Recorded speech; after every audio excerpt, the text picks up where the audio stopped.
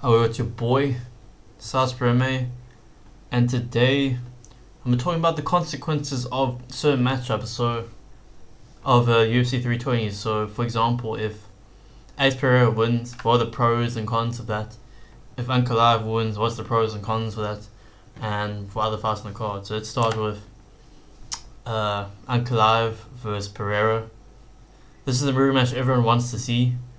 This is like a rematch everyone wants to see, and no one's mad that Alex Pereira's gotten an instant title shot because we want to see what adjustments Alex could do in the rematch. It could be the same as the last fight. This fight could be the last fight wasn't the most entertaining and it was pretty boring, so this fight could be the same as well, especially if and Ankalaev's probably going to win as well. And Alex getting instant title shot holds up the division. Since Pereira's got an instant title shot, now Alberg and stuff has had to wait for his title shots, and I don't know if Jiri wins, then Jiri might probably get a title shot. If Alex wins, an active champion, Alex Pereira is always active, and he's going to definitely be a more active champion than Ankalaev if he becomes champ. He could regain the star power and the aura he once had. Before Pereira lost to Ankalaev, everyone was talking about Alex Pereira's scary knockout power and stuff like that, but since Pereira's lost, he's not as popular as he used to be. He's a more marketable champ for the UFC, and you might have a trilogy with Ankalaev, which would hold up the heavyweight division. If Pereira beats Ankalaev, then they might do a trilogy. They probably won't, but there's a chance that a trilogy could happen. And even if it's in a few fights' time, that trilogy is going to hold up the division. But if Ankalaev beats Pereira twice, then that fight's never going to happen again. If Alex loses, Ankalaev will live in his head rent-free, because I think Ankalaev's already living in Alex Pereira's head. So imagine if he loses again.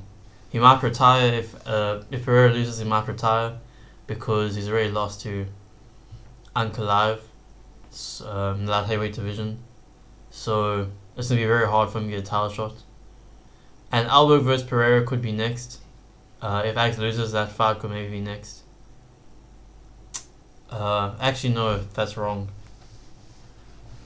If Alex wins, that fight could be next. And Ankalaev, obviously, less active chant, unmarketable. Ankalaev is entertaining, he just doesn't speak English, but like his roast on Twitter and all that stuff is pretty good. And if Ankalaev wins and Jiri wins, you could do Jiri versus Ankalaev could happen, and that's an absolute banger. If Ank loses, Alberg versus Pereira could be next. What? My brain's not working at the moment. I wrote this earlier. And then Merab versus Sandhagen. This fight is a fresh matchup for Merab. For example, the Sean O'Malley fight, the instant rematch. That wasn't a fresh matchup, and it wasn't a fresh matchup. So seeing Merab have to fight someone new is entertaining, and was also interesting stylistically because Sandhagen does have some threats. And I said in my video, I think that Sandhagen is probably going to win the fight, and I don't know if that's going to 100% happen, but Sandhagen has like a very good chance of being Merab. It's also a very hard chance of being boring. Merab can just wrestle fuck Sandhagen, and that could definitely be a possibility. And even if Sandhagen wins, he's going to try to be technical and stuff like that. Both of these guys already have power, so it's not going to be like a crazy fight on the feet or anything. It's probably going to be mostly wrestling transitions, which can be entertaining actually, but it's probably not going to be the most entertaining fight. Merab wins the active champion. Merab's just very active and stuff, and he hasn't ducked anyone as well, so Merab just fights whoever's given in front of him. He's one of the funniest champions. I think Merab is one of the funniest fighters in the UFC, so obviously having him as a champion is good. I think he's a better, more entertaining champion personality-wise than Corey, but Corey is actually pretty interesting himself. Could bag near drama. I don't know. I've seen those It looks like Merab's trying to snatch Nina Drama, but maybe one more win in his legacy will convince Nina Drama to be insanely attracted to Merab or something. Right now in the friend zone, but I don't know, maybe if Merab gets one more win, Nina Drama might, you know what I'm saying. Merab loses. If Merab loses, I don't know if it will happen, but he should get an instant rematch, which will hold up fighters like Pierre Yan and stuff, because Pierre Yan also deserves a title shot. But maybe the UFC just does Merab dirty and doesn't give him an instant rematch. But if one fighter deserves an instant rematch after losing a title fight, it is Merab. But UFC could maybe do him dirty. If Corey wins, he won't be an active champion. Corey Sandhagen isn't the most active fighter of all time. He hasn't even fought this year. Well, I'm gonna check. Corey won't be the most active champion, whereas Merab just always wants to fight. If Merab could fight every single month, he would do that. But Corey Sandhagen, there's a chance that he could be an inactive champion in maybe like 6 or 7 months. There's a chance that that's only when his next title defense is, but I don't know. But Merab is a very good champion because he's very active and he keeps the division flowing. If Corey loses, then he should probably move to 145, because what's the point of staying at 135 if you lose to Merab now? It's going to be so hard to get title shots. And also I think Corey Sandhagen is big enough to be a 145er, and maybe if Corey Sandhagen, we could see O'Malley vs Sandhagen, which is a very interesting stylistic matchup. Then Jiri vs Khalil. This fight will either be a banger or the most boring fight ever, in my opinion. Because both these guys have so much power that they might be tentative to trade shots. But I think it's going to be an absolute banger, more likely. Jiri, if Jiri wins, he's one of the fan favorites. Everyone wants him to win. He can get a step closer to becoming UFC champ. And but if he wins, it puts confusion in the division, since Alberg also deserves a title shot. But then Jiri's probably going to have to fight one more time. But who's he going to fight against? If Jiri loses, it's going to be sad as hell. And also, there's a chance that if Jiri loses, he gets KO'd. You know how sad that would be if Jiri just gets knocked out. And then Jiri loses his chin, and then the next few matchups we see Jiri getting KO'd. Ugh. That's not going to be nice to see at all. Everyone loves Jiri Prochazka. And why people will be mad if Jiri loses. If Khalil wins, nothing happens, only sadness. Khalil's not a really interesting champion, and he probably doesn't deserve a title shot even if he beats Jiri Prochazka. He'll probably have to get one more win. So I don't know, nothing really happens. Khalil loses, he can still have banger fights. Maybe if Khalil loses, you can do Khalil versus Azmat Mirzakhanov. Maybe do Reyes versus Khalil.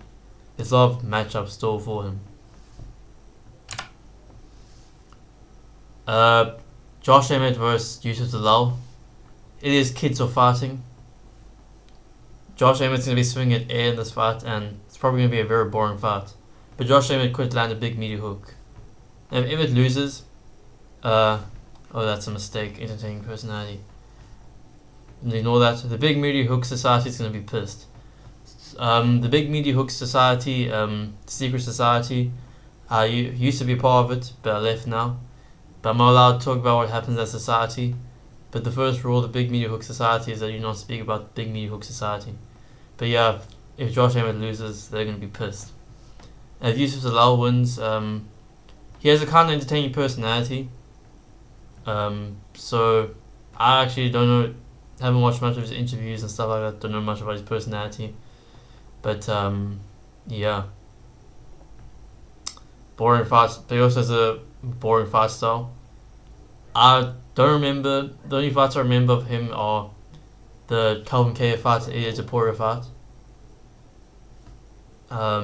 Yeah, so I don't remember how he fights.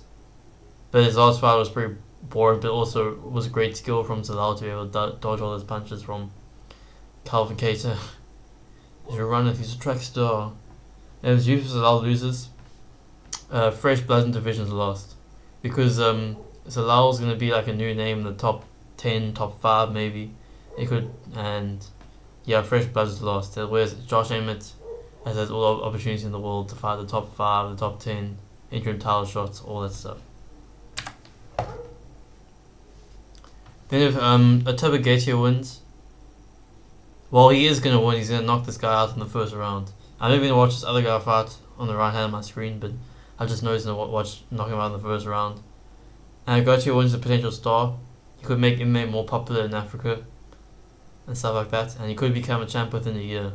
That's just Gautier. His debut was in March, and he's already had 3 fights, and yeah, I wouldn't be surprised if this guy could become champion very soon. Very soon. Then Patchy Mix versus this Bresky guy.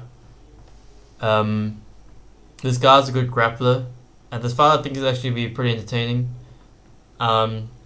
Interested to see how the grappling exchanges will go between these guys. Both of these guys are jiu-jitsu guys and they're good grapplers. And Patchy wins, he stays in the top 10. And he's also an entertaining fighter who trash talks and makes drama. I remember when Patchy mixed his last fight in the press conference, he was the only fighter on the stage who tried to talk trash. So yeah, Patchy Mix is like a guy who makes the division more entertaining with his trash talk and drama and stuff like that. And he's talking about how he's so good of a fighter and stuff, but then loses to Batista, like he trains with Merab and stuff like that. What was that? Patchy Mix loses. He makes Beto look bad, and that's a good thing because making Beto look bad is just very entertaining and stuff. And he could get cut if he loses in a fight to Joe Schmo, because if he loses he's 0-2 in the UFC. There's a chance he could get cut, or he gets one more fight, but that fight would be against Joe Schmo, and that's not. And yeah, the boy starts for me. I'm